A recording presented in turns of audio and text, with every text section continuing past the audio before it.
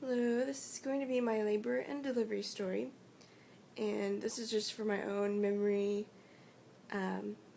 just to keep a memory of what happened at our birth story. And it's probably going to be a little rusty and leave out several important details because Oria is already 3 weeks and 1 day today, so the minute details have already escaped my mind. And when you're in the throes and blows of labor, you're really not taking very good notes. So this is just going to be my recollection of what happened at our labor and delivery. We had a beautiful water birth at Nativity Birth Center, attended by Trish Perkins and Melanie Dossie, my amazing midwives. And we also had Sally as our postpartum nurse and Ori's nurse. So overall, it was just an amazing experience. I'm so happy that we went that route for our first birth, experience. That way, I feel like we've laid a great foundation in knowing what a birth can be like. And so we're just very fortunate and very blessed to have had that opportunity.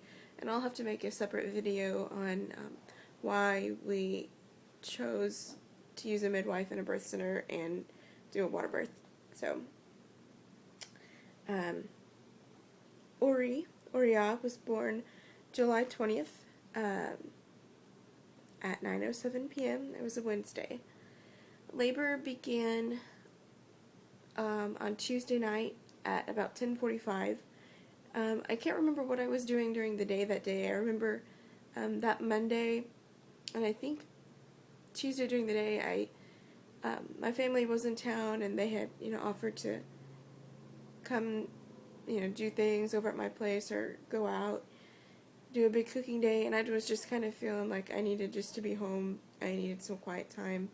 It was kind of nesting. Now that I look back, that's probably what it was. Just resting and nesting was going on Tuesday, and then we decided to go over to where my family was staying for dinner Tuesday night. So we had a really good spaghetti dinner. Come home, I think, just fiddled around for a little bit, and I ended up laying down like at 10:30, and it's 10:45. We had just turned out the lights, and I lay down, and I feel and I hear this pop, and I was like, what? I sat straight up in bed, and I thought at first, like, that the baby had, like, rammed her head into my hip bone or something, because it was, like, in that area where I felt that pop. And so I sit up, and I'm, like, getting over the shock of that sensation. I'm like, what was that? And then I start to feel, like, a little gush, and I get up, and, like, there's more gush. I'm like, oh, my goodness, I think I know what this is. So I would say run, but it was more like a waddle over to the restroom, and sure enough, I was leaking fluid everywhere, and there was a little bit of mucus, a little bit of the bloody show. And I called my husband over, and I'm like, I think my water just broke. And he's like, what? He's like, I thought it comes out all at once, and he was surprised that it was just kind of like trickling out, and it wasn't like this rampant flow.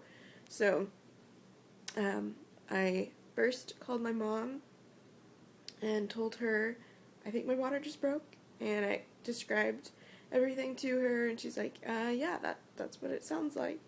So the next thing I did was I called my midwife and described everything to her, and she said, go back to sleep, get rest. Sounds like, definitely sounds like, spontaneous rupture of membranes, and it's going to be a long night, maybe long day, couple of days, so just take it easy, don't get too excited. So I was like, okay. So not even like 10 minutes after my water broke, the contractions started coming, and they were, they weren't bad. they were like clockwork every 7 minutes for several hours. I think probably 4 or 5 hours. Um, so, I told my husband, if you want to go, like, rest on the couch or something, just go back to sleep and, save up energy. And I was trying to do that. I was laying down in bed, but I was, like, I was excited, and combination of excitement and contractions doesn't really make for good sleep. So I kind of slept in between my contractions, from like 10:45 to, I would say, like 2 o'clock, and then at 2 o'clock I got up. I was in the bedroom and my husband was asleep in the living room on the couch, and I got my birth ball and just started to try and get comfortable and do different positions. And then at 3 o'clock in the morning, I had to wake him up because I just needed someone to talk to. I needed some encouragement because they were starting to pick up more, not closer together, but like in the intensity of them. So I woke him up at 3, and then like around 4 is when I called my mom, and I told her, hey, if you can come over now. So I gave her a list of things I needed from Walmart. I wanted those C-bands to help with nausea, and I needed like popsicles and like protein shakes and stuff. So she did a Walmart run like at 4:30 in the morning, and she got to my place about 5 or 5:30. And by that time it was like in full force. Contractions probably by the time she got here were like every 5 minutes apart and lasting 60 seconds. So they were picking up for sure. And then we decided after like an hour or two, I was on the floor laboring on hands and knees for a while. We decided to go for a walk. So we did that, and then my contractions like really began to pick up, and they were like 3 minutes apart, some were 2 minutes apart. So we're like, oh no, now we gotta go. So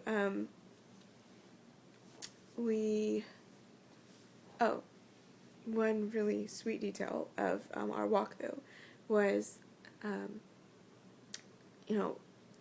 two things. We would walk, and then when I would have a contraction, we would stop, and my husband, I would just lean on my husband, and he'd rub my back and just whisper in my ear, you can do it, just breathe, just, words of encouragement. So that was one really sweet memory from our walk. And the other was, as we were walking, my husband stopped me and he said, hey, there's a ladybug on you.